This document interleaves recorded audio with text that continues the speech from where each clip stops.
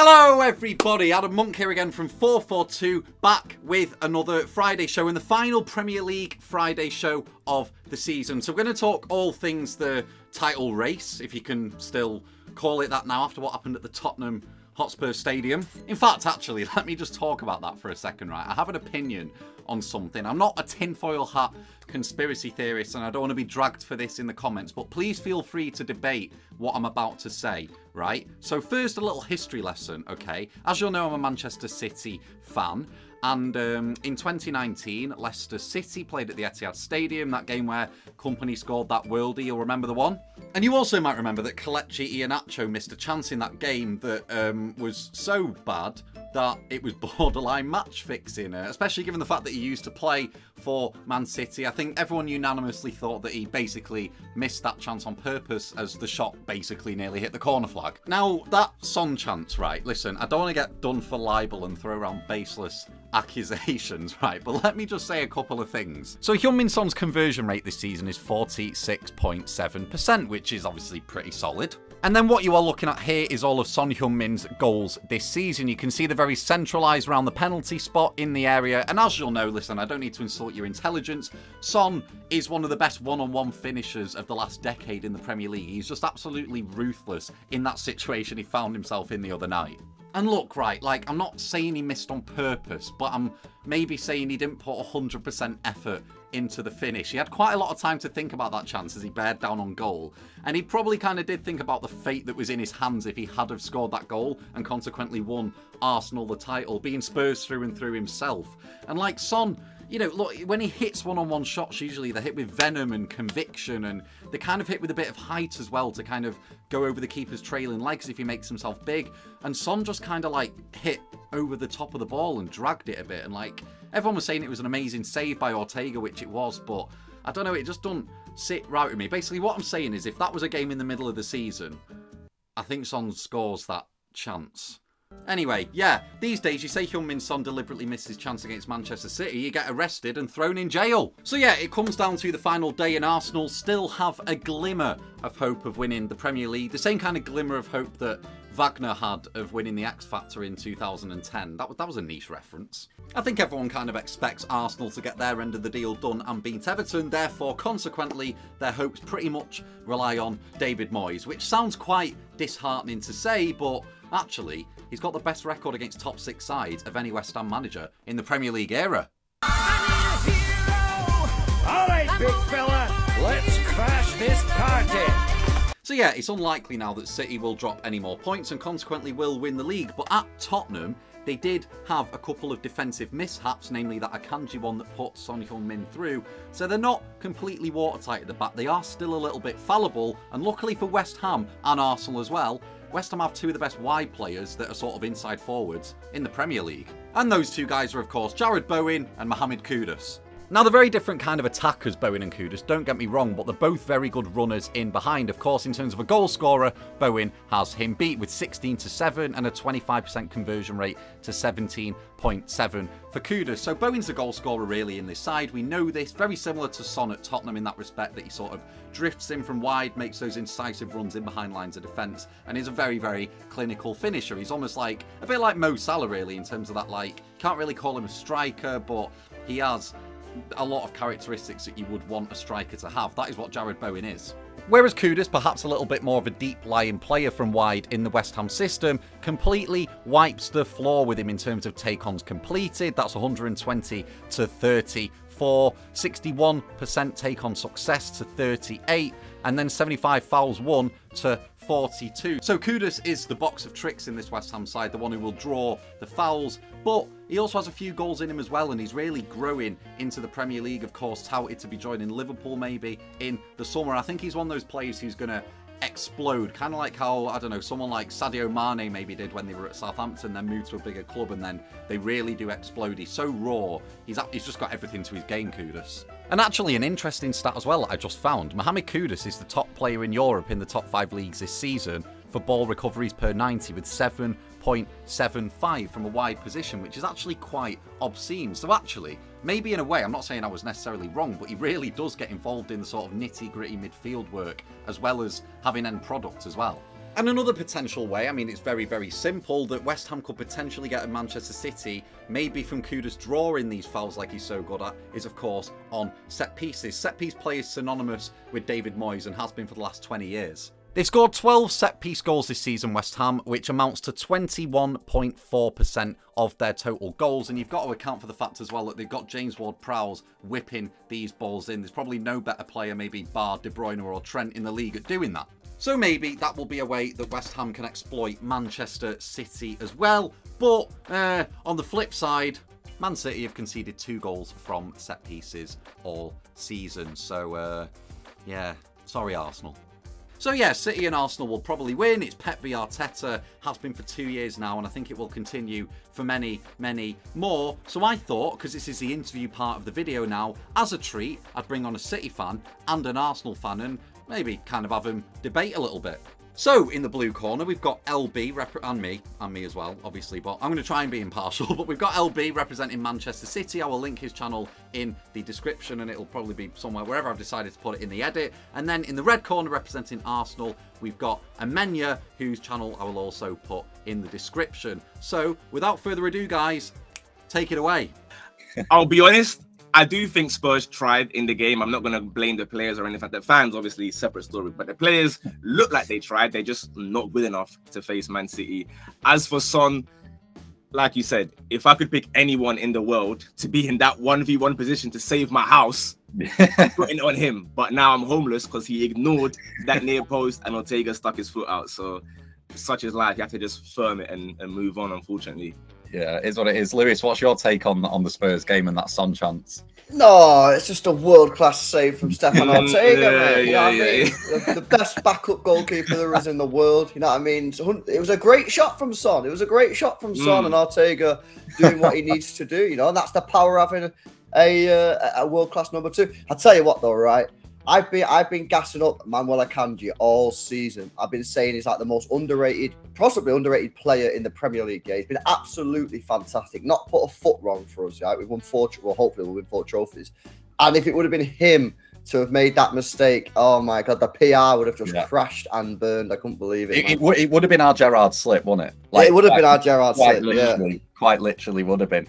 Well, Amenyah, looking at the final day, I think like it's expected that City and Arsenal will win their games. But do you think there's any conceivable way? Because like in the video I've done, I've spoken about how West Ham have got good wide players, good runners in behind, 𝗘𝗫𝗧𝗏𝗏, Paqueta. You know, he's being touted to join City maybe in the summer. Do you think there's any conceivable way that Arsenal still win the title? Well, if you look on the internet, probably no, because you have the West Ham fans who are sad that their captain got robbed for 100 million. But again, if you're robbing my house for 100 million, you can take whatever you want, feel free. On the pitch, Mohamed Kudus, he has something for me. Obviously, as a fellow Ghanaian, I know that he's a man of honor. He's a man that will not be on holiday, I hope. Mikel Antonio, he told us that he'd score 30 goals for Man City, so now is your time to show us that you can score 30. maybe he meant own goals for Man City. Maybe he could put the ball in the back of his own net. Paqueta as well, last audition. I know City fans might hate him if he scores, but if I'm Paqueta, I'm saying, hey guys, don't forget about me. So there's a little something in the works there. If Fabianski play, I'm stretching it now, but Fabianski and Mavropanos might be on something. There's no hope, man. It's done. Yeah. I mean, like, Lewis, look, we're City fans. We know what City are like. As good as they always will be, there's that typical City label attached to them. You remember the Villa game a couple of years ago. Obviously, we all know what happened against QPR as well. We sometimes make hard work of it when we really shouldn't. Do you think that could happen again? I mean, you can never say never. I mean, at the end of the day, it's a final, it's a cup final, it's a high pressure game. We know we're going to have to probably win because, you know, Arsenal are likely to win their game against Everton. Even though Everton actually have a pretty good defence, they've got like the 4th best defensive record in the league, so it might not be as easy as people are making out. But let's just assume that Arsenal win. So we got to win our game. I think it goes one of 2 ways, and this might be an obvious statement, but I'll just explain my logic, is because obviously David Moyes is leaving at the end of the season. So I do think there is a real chance that they're on the beaches and City could put 3 or 4 past them. The alternative situation is that, you know, it's the last game for David Moyes at West Ham.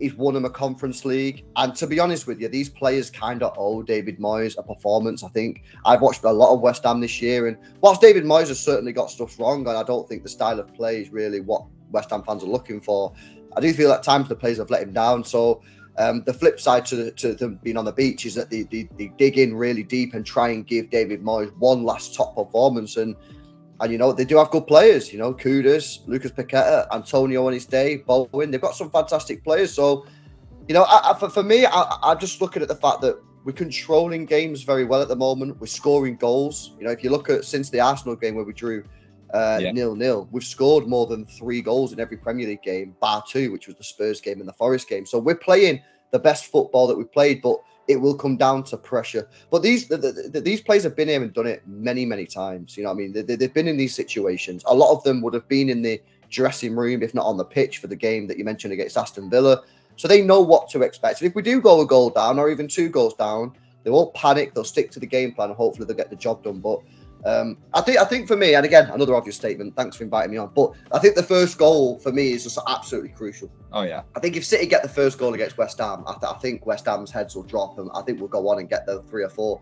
Obviously, if West Ham get that first one, they'll start to think that they can ruin the party, and the rivalry with Arsenal will go out the window. So, yeah, I don't know, man.